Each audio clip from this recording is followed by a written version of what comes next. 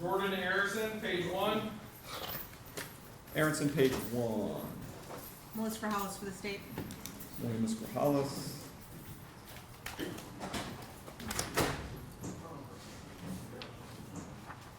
Good morning. Judge, may I please the court, Robert Bailey, on behalf of Jordan Aronson, 23 CF 0093888A.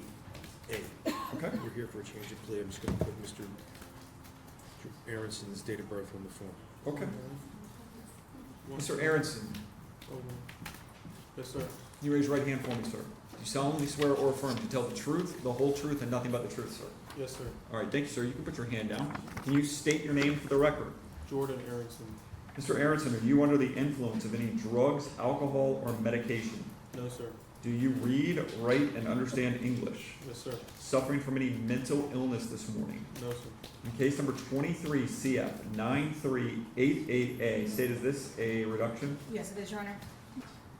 State will announce a reduction to manslaughter with a weapon is Florida statute 782.07, subsection 1, and also subsection, 775.087, subsection 1. All right. So the reduction in charge is now manslaughter with a weapon. That is a first-degree felony. The maximum sentence on that is 30 years in the Florida State Prison. Do you understand the charge against you as well as the maximum sentence associated with that charge, sir? Yes, sir. What's been passed up to me is a plea form. That plea form has 4 pages and 22 numbered paragraphs. On the last page of that plea form, there is a signature. Is that your signature, sir? Yes, sir. You understand by changing your plea to guilty this morning, sir, you are giving up all the rights on this form, specifically your right to a jury trial. Do you understand that? Yes, sir. I want to highlight that at the jury trial, you would have the right to present evidence, the right to confront any evidence brought against you, the right to counsel, and the right to remain silent. Again, by changing your plea, you are giving up those rights that I just highlighted that are associated with a jury trial. Do you understand that? Yes, sir. How do you wish to plead to the reduced charge of manslaughter with a weapon, sir? Guilty. Is anyone forcing, threatening, or coercing you to get you to plead guilty? No, sir. Sir, are you satisfied with the services you received from Mr. Malone? Yes, sir. Is there anything else you want him to do before I accept this plea? No, sir. Sir, you also understand that by changing your plea to guilty this morning, you are giving up your right to appeal the judgment. That means you will not be able to appeal the issue of your guilt or innocence. Do you understand that? No.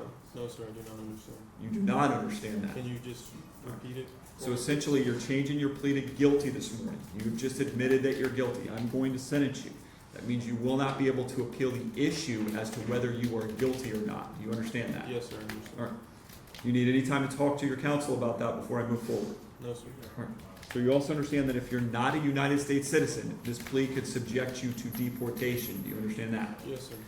There was a DNA inquiry form that indicates there's no exculpatory DNA evidence in this case. Did you sign that as well? Yes, sir. I did. State factual basis. Yes, Your Honor. On June 13th of 2023, the defendant was residing with the victim, Mr. Scott Rebler, at that time. It was his biological uncle.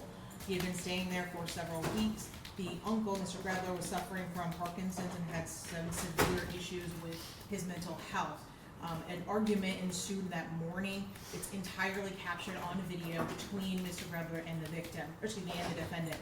They argued, went back and forth, no physical contact was taking place, but at some point the defendant was able to get into his Jeep and back away.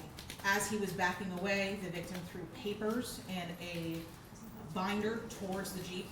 The Jeep that the defendant was occupying backed all the way into the roadway and then drove forward, striking the victim, ramming his body into the palm tree. Ultimately, the victim suffered severe injuries, went to the hospital, and eventually succumbed to those injuries, taking his life. These events occurred in Hillsborough County, and the defendant can be identified. Any additions, deletions, or modifications to the factual basis, counsel? Judge, rely on that for factual basis. All right. And this plea is tendered with the approval of counsel, correct? Yes, Judge. All right. I will find that there is a factual basis and that the plea is freely, knowingly, and voluntarily entered. I'm going to accept it. I'm going to adjudicate him guilty. I'm going to sentence him to 10 years in the Florida State Prison within the Department of Corrections. I will give him credit for all the lawful time that he has, which appears to be 2 days. Upon completion of that 10-year sentence, he is going to be placed on probation for 5 years. Special terms and conditions of probation are that he perform 50 hours of community service at a minimum monthly rate of at least 5 hours per month. That is to begin no later than 45 days of his release from incarceration. He is to successfully complete an anger management course. And and that appears to be all the terms and conditions of probation outside of the standard terms and conditions, correct? That will be your probation terms and conditions. And again, 2 days credit. He has 30 days to appeal the judgment and sentence of the court. Thank you, sir. Good luck to you. We need to take you into custody. And strike the trial calendar, Judge. Yes, and strike the trial dates that were Judge, set. I don't know if the court has the ability to make a recommendation In terms of where he's going to be sentenced, Yes, sir. what I tell everyone is I'm happy to recommend whatever you want, but the Department of Corrections gives my recommendation literally no input. So Notwithstanding, could you make a recommendation for him to be confined in a facility as close to South Florida as possible? I will do that. As close to South Florida as possible is what the court recommends, but again, I do not believe that the Department of Corrections will care at all that I recommended that. All right? I understand. Thank you. Thank you, Judge. Thank you. Page 14, Imani Wilson.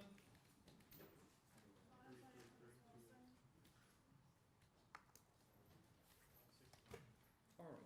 What's the status with Ms. Wilson? Yes, Your Honor, we've received a pending offer and we're waiting for depositions to be completed August 11th. We'd asked this to be left set for pretrial 9/8. We'll see you back 9/8 at 8:30. Thank you, ma'am. Thank you. Page 11, Heather Robertson. Ms. Robertson, she's present and approaching. Your Honor, state's offers adjudication time served. We're just gonna set it for trial at this point. She wants me to look into a motion to suppress, maybe depose the officer that was involved. Speedy? Speedy is October 13th, Your Honor. 9/9 pretrial conference, 9:15 and 9:22 jury trial.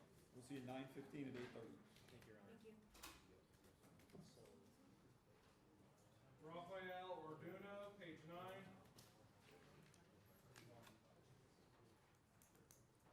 Your cases. Yes, Your Honor, Your Honor, sir, from Mr. Arduna, he's present and approaching. We're still in negotiations. We do expect a resolution. We'd ask to schedule this for pretrial. Speedy? I believe Speedy's previously, I'm sorry, Speedy It's was. been waived. Waived? Yes. Yes. 10/6 pretrial conference, 10/12 and 10/19 jury trial. If you reach resolution, add it on before then. Thank you, Your Honor.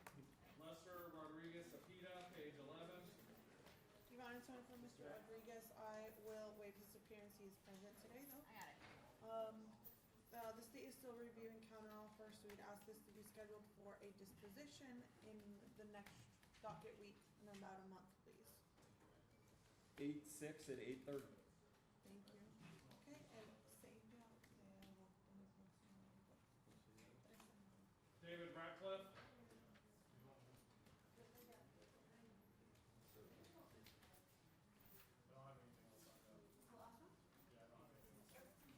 Your Honor, you wanted to for Mr. Ratcliffe. We did receive a return from Florida State Hospital and a new evaluation by Dr. Mayer. Dr. Mayer has opined that he is now competent. I do not have any reason to dispute that evaluation. All right, I will rely on Dr. Mayer's report. I will adjudicate him competent to proceed. Where are we at with the case in terms of needing it set or any offers? Yes, Your Honor. Mr. Ratcliffe has advised me that he'd like to go, proceed pro se, so I believe a right of inquiry is appropriate at this time. All right, I'll pass it to the end of the docket. I believe the last time we did this, he raised competency on